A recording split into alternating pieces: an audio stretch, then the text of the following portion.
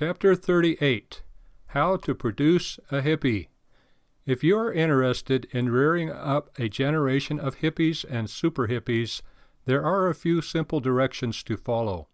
First of all, abolish all teaching about God, the Bible, and God's moral law from the schools. The child will then grow up believing that these things are really not important and that religion is really a private matter and a question of taste.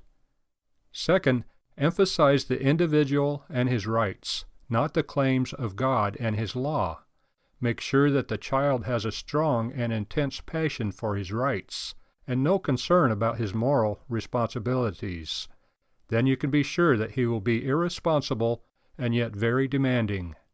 Third, make sure that the child feels entitled to the best of everything and feels cheated if he is denied instant paradise. Then the child will be sure to demand everything and riot if denied it. Fourth, convince the child that man's real problem is not his sin but a bad environment.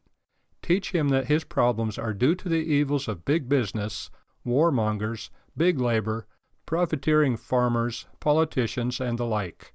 Never let him suspect that all men are sinners, including and maybe especially himself, and that their real need is for regeneration in Jesus Christ.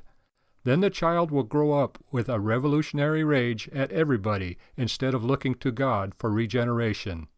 Add all this up, and what do you have? Our public schools are an amazingly efficient and economical machine for producing hippies. Then, too, our indulgent homes are wonderful breeding places for hippies, and our churches are clearly in favor of the whole business.